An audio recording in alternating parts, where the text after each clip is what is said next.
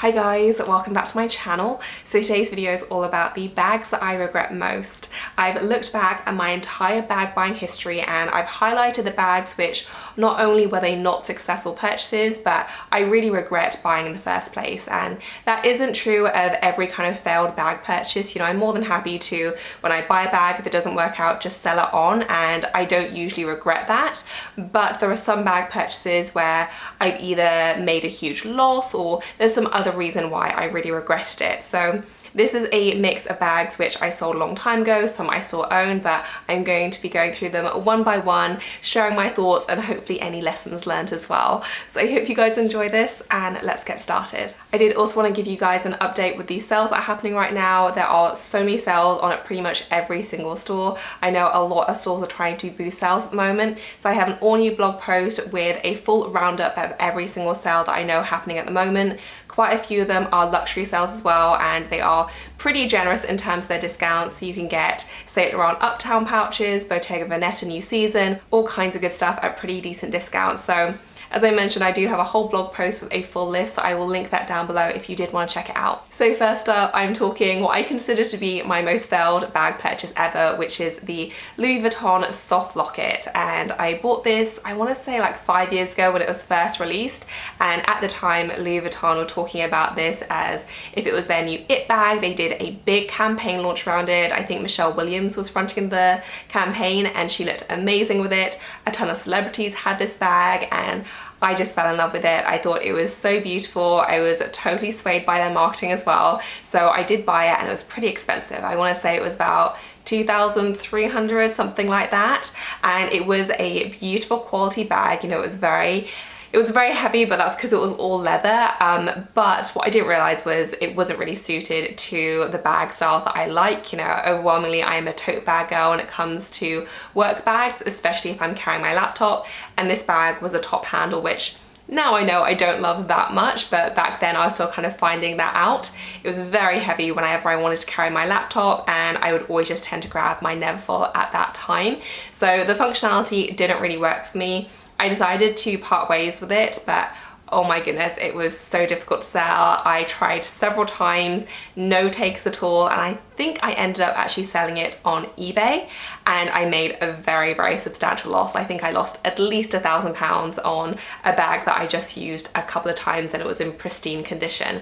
So for me, that really kind of sticks out in my mind. You know, often you will lose money on bags and I know that, but because it was so new and I bought it not too long before, and it was just a big loss to take. And it's really because of that bag that I'm very, very wary of so-called it bags now. You know, often fashion houses will launch a new bag, call it a new classic, call it a new it bag, but as soon as the hype dies down and the sales die down with it, they'll discontinue it. So because of that, I am a lot more wary. I do generally prefer to wait it out, and that is just forever in my mind my most failed bag purchase. Next up is a bag that I actually still have in my collection, and it's my Givenchy Antigona, and this is a casualty of my small Givenchy Antigona which I got towards the end of last year. And the same thing kind of happened with my Louis Vuitton Neverfulls, in that I had the larger size first, the GM, and then I loved it, but then as soon as I got the MM, it made me realize how much I preferred the MM size to the GM, and the exact same thing happened here. You know, I was happy with the medium size, and then I got the small size and I was like, wow, I much prefer the small size, and I've not touched this since. So this really has not had a lot of use at all. And for me, I just wish I'd gone for the small size, you know, 2 years ago and not kind of fussed around with the medium. So it's just one of those things. I think it's always a good idea to try on all the different sizes. You know, my first instinct is often to go for the larger size just because I generally like large bags. But even when I think of my Saint Laurent Lulu, you know, I got the medium size, but actually the small size is what's worked out better for me. Same with the Neverfull, same with the Antigona. So me, the lesson here is always try on the sizes. Just because you automatically gravitate towards something, it doesn't mean that it's always the right choice. My next big bag regret is my Chanel Pink Boy, and you know, I love Chanel, you guys know that. I love my pink bag, so on paper this bag would be perfect for me, but I found this bag almost impossible to wear. You know, I really love the look of it objectively, but the pink was just a little bit too bright for me, and in my head a pink bag was a pink bag, but actually the shades really matter, and just because of how bright it was, I just never really found myself reaching for this. And it was a really expensive bag, and the whole time I owned it, it just sat on my shelf and made me feel guilty because of how expensive it was. I always try and qualify my Chanel bag purchases a lot because of how expensive they are, and I just felt like I really hadn't done that with that bag. And the whole reason I bought it was because of Instagram, really. I saw this bag first on Instagram, fell in love with it, then started looking at other photos, and it's literally Instagram made me do it. And now because of that, I hope that I'm a lot more careful in terms of qualifying whether the bag is going to work for me. You know, I think it's all very well to look at something on Instagram or on an influencer and be like, oh my goodness, I love it, but you really have to think in terms of your wardrobe, your lifestyle, your color palette within your kind of daily outfits. It's so important to consider those things because Instagram just isn't real life at all, and something may look great objectively on Instagram, but it could just be a complete flop for you. So that is 100% what happened with that bag. It's such an important lesson, which I've hopefully learned. I am a lot more careful with that now, but that bag just sat there for like 2 years and just made me feel so guilty. So definitely a big fail and regret for me.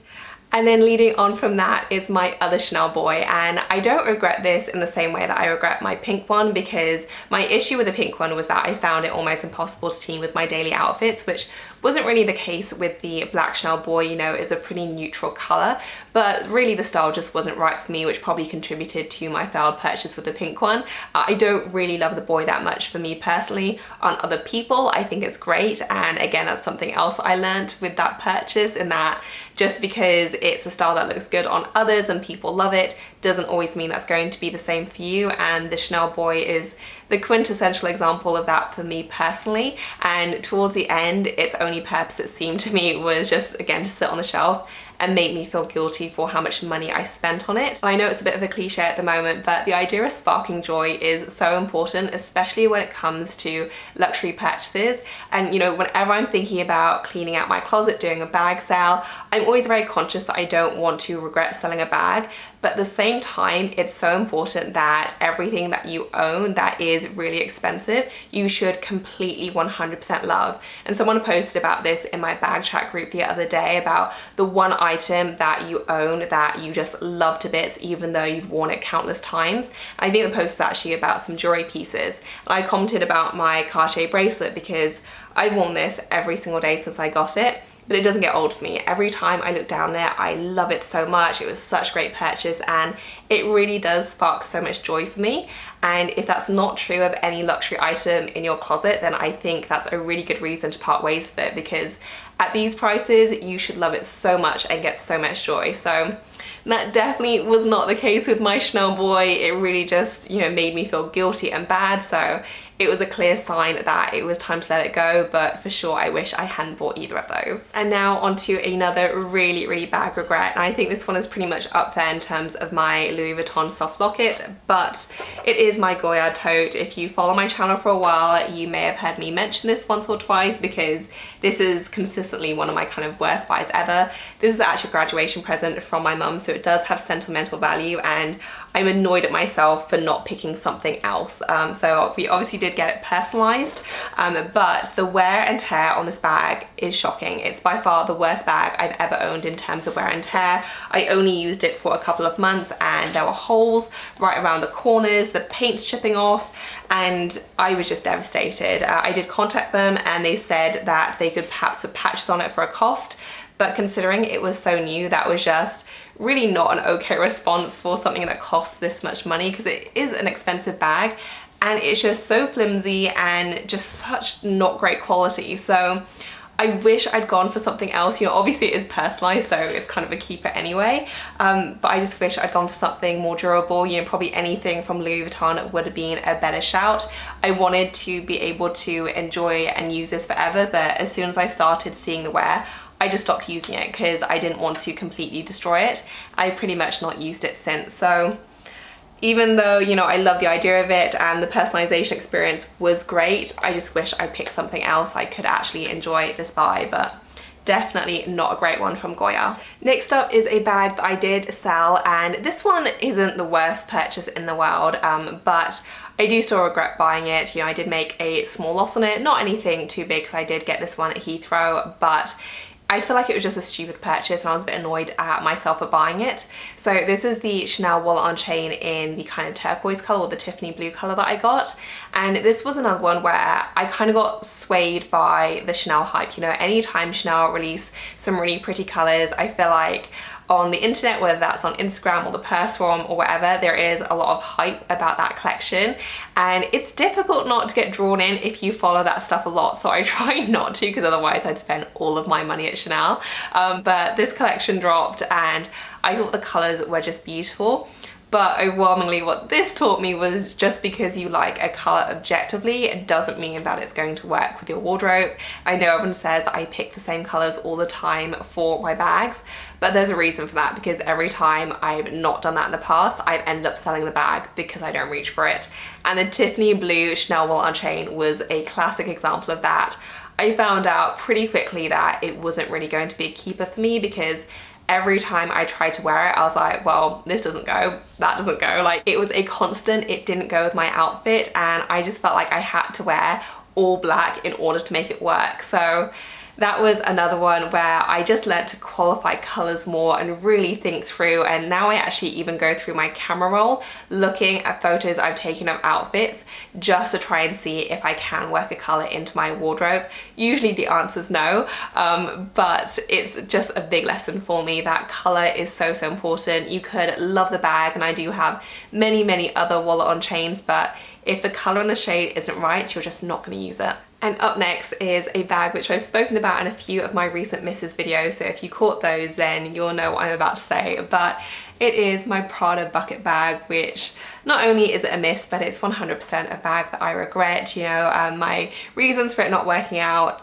basically just come down to the size. I love the look of it, but when I'm dressing for warmer weather, which is what this is, I do consider it to be a warmer weather bag, it's just too big. You know, I reach for dresses and skirts and really kind of light clothing when it is warmer weather, and whenever I try and wear this, it just looks too big. It just looks overwhelmingly large, it looks quite business-like, and it's just not worked out at all. So it wasn't something that I really considered when I first bought it, but it's certainly something that I'm very aware of now in terms of how appropriate bags are for different occasions, and the size and the proportions.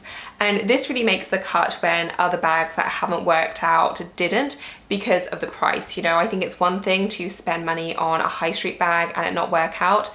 You've lost 20-30 pounds. And similarly, even with like a Chanel bag, if it doesn't work out, because they do have such common price increases, the amount that you stand to lose is always minimized. Whereas when it comes to something like Prada, you know, Prada bags don't hold their value very well, and I feel like this was just a very costly mistake. So definitely one I regret. It was a bad purchase through and through. I was drawn in by how much I like the look of it, but I just didn't think about the other more practical elements. And then for my very last bag regret, it is my Saint Laurent Toy Lulu, and I will caveat this by saying that I don't actually regret the style. I love the Toy Lulu, I think it's adorable, but I do regret getting it in the velvet. I wish I'd gotten it in the leather, and I got this during the height of the kind of velvet bag craze, but what I didn't kind of think through was how much room I actually have in my bag wardrobe for 2 velvet bags. And I do have another velvet style from Saint Laurent, my Saint Laurent Sunset velvet bag, which I love. I still get a lot of use out of in the autumn winter months, and it's really my go-to velvet style. But because I always reach for that when I do want a velvet bag, it means that I really don't reach for this very much. So for that reason, I just wish I kind of, I guess, thought it through and really thought through how often I would reach for velvet styles. You know, I clearly knew these were more seasonal bags. I don't tend to reach for velvet during the spring, summer months. I was fine with that, but I thought, you know, autumn, winter is plenty long enough for 2 velvet bags.